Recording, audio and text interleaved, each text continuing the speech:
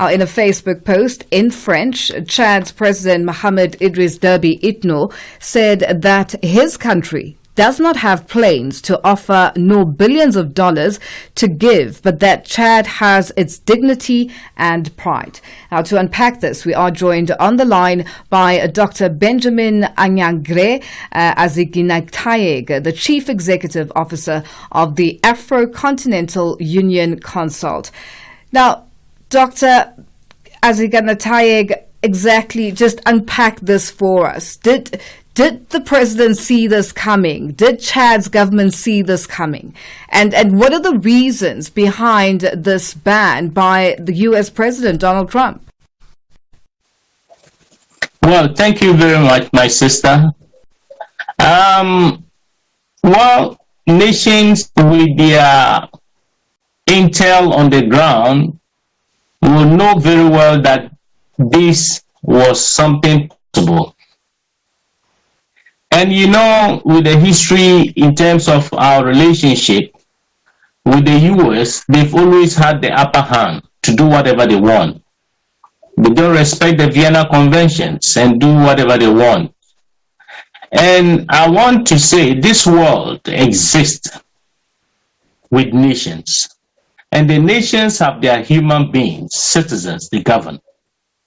And so, if you have a committee of nations who are supposed to coexist and respect each other with mutual understanding based on certain protocols, the best thing is if you claim that your national security is under threat, if you claim that people overstay their visas in your sovereign state, based on the rules governing nations, sovereign nations, you have to sit and judge all and come to understanding. You don't just get up and say, look, I'm imposing this or that. Now, the Chad government have said, fine, we don't have planes, 400 million worth of plane, or we don't have monies to give you, but we have our dignity and respect as a sovereign state to protect. And so I am happy with that response. On equal terms, not for any sovereign state dominating the other, which has been the case over centuries, especially affecting African states. Now, in the spirit of solidarity,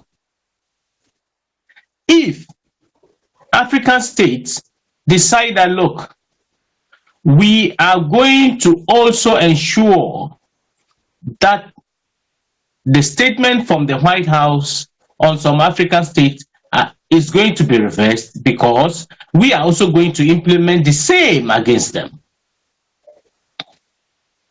And we are going to convince our citizens not to fly with Delta Air. What will be the outcome? The world will not be a safe place for all of us to stay and be happy. Now, Dr. Aziginaataeg, Somalia has taken a different approach. Now, Somalia has pledged to work with the U.S. to address security issues, a totally different approach to Chad. Yes, it's all based on what I said, on mutual understanding and respect. The approaches are different. The accusations for why Trump's government has taken that stance do not also necessarily mean all governments should reciprocate in that manner. You look at the internal conditions, but the overall thing is, one nation is not superior than the other. Do we want to say that U.S. citizens in Africa, in one way or the other, have never abused the sovereign status of our states? in the Somalian situation, we know very well that Somalia is not a stable place. It has been bedeviled with so many unrest. Now, this calls for the reason why Kwame Nkrumah and his colleagues preached for a Continental Union government and African High Command. All the commands in African states coming together to form one unit. Somalia issue can be resolved by Africans themselves. Yes, military cooperations with other nations, yes, is something that is accepted. But we have to look within first. If we are strong enough, we can detect the pace. Now, Doc, so some of the reasons, well, one of the reasons that it is believed to be one of the reasons why President Trump reacted or responded this way is the fact that there was an attack in Colorado by an Egyptian national, but Egypt is not on the list of countries that are currently have a travel ban on them. We're talking about countries like Turkmenistan, Venezuela, Burundi, Sierra Leone, Togo, Cuba, Laos, Afghanistan, Myanmar, and Iran. These are just some of the countries that have been prohibited from entering the U.S. with whatever travel visas they have. Now, just looking at the countries that are on this list, it's believed that these are countries that Trump feels want to harm the U.S. And what does this do now going forward? Because we've seen it. We've always seen it. We've always read about it. We've seen it on our television screens where there is one crisis after another in terms of whether it's Iran, back and forth. There's so many issues that the world is facing, especially some of these countries on this list. And Trump seems to believe that these countries want to harm the U.S. Is he right in believing that, or is it just something that, as you say, can be worked through in certain channels? Interesting. Let me tell you that countries like Cuba, Venezuela, they have had some long-standing misunderstanding with the U.S., and basically it is based on an ideological terrain. The U.S. have tried to topple the Cuban and Venezuelan governments, and even once placed Cuba on the terrorist list. And so, if you look at Iran, it's similar. But fundamentally, what is behind all these actions of the White House is based on the U.S. interest. If the U.S. are serving your interest and they are okay with it, that's fine. But once they look at you as not towing their interests, they will find ways and means to, in one way or the other, try to come after you.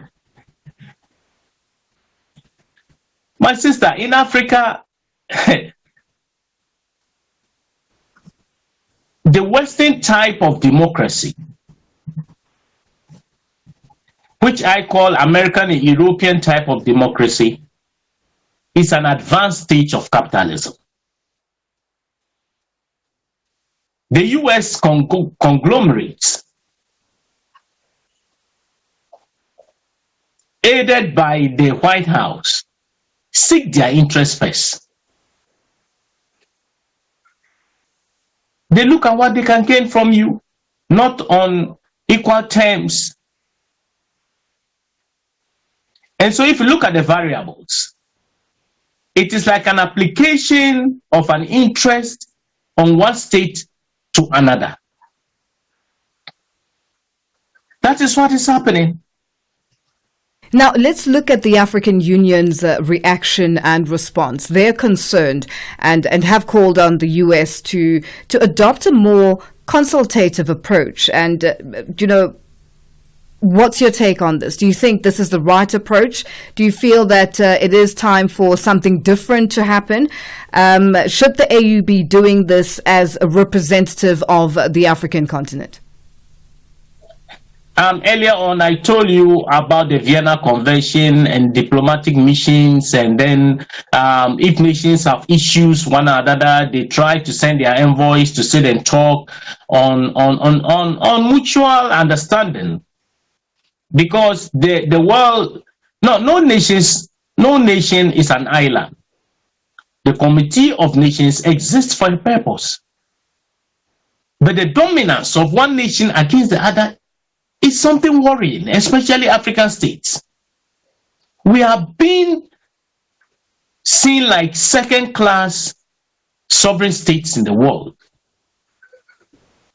And policies are cooked from the White House and some other imperial cities against our states.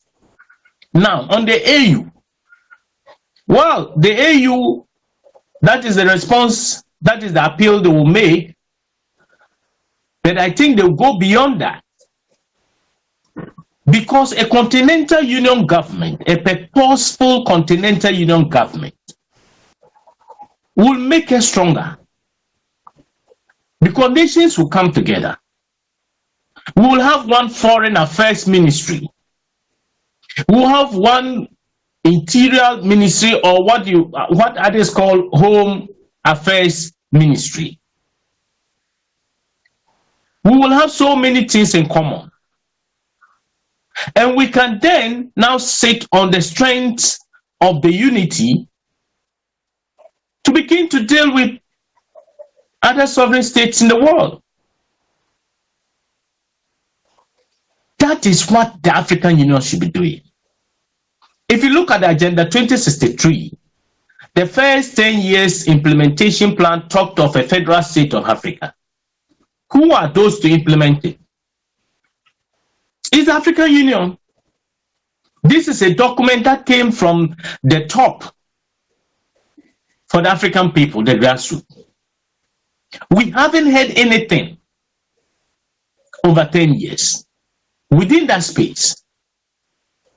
So what is the African Union doing?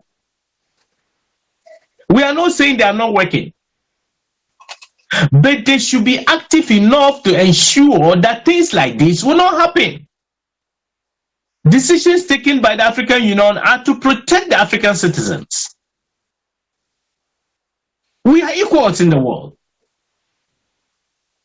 I didn't ask God to make me an African, but God saw the need to make me an African, and I'm proud as an African. So the African personality must be protected and worked on. So the African Union, okay, they've said it. Sit with them, let's talk. What will come out of it? It will have been something of weight if we spoke on the basis of a unit, a continental union government. And my sister, but there's one thing I want to make clear. What is happening also, we must look internally. The Western type of democracy introduced in Africa induces bad governance and dysfunctional institutions. You know, when you look, the US, they were saying some of the states do not have adequate capacity to offer something like passports and the rest. But the fact remains that it is an outcome, a product of the democratic system implemented in Africa. If we go according to our own type of democracy, African type of democracy, the neighborliness principles, where we take care of each other, communal system of living, the system will peg institutions to work and be healthy. But the governance system of democratic rule, where we have 4 years created oppositions and sitting governments, in itself produces conflicts. Yeah. Well, Dr. Aziginaataeg, unfortunately, we have run out of time and we are going to leave it there for today. But thank you so much for joining us on Africa Update. Thank you very much, my sister, and greetings to your audience. Happy blessed weekend. Thank you. That is Dr. Benjamin Anyagre Aziginaataeg, who is the Chief Executive Officer of the Afro-Continental Union Consult, joining us on the line.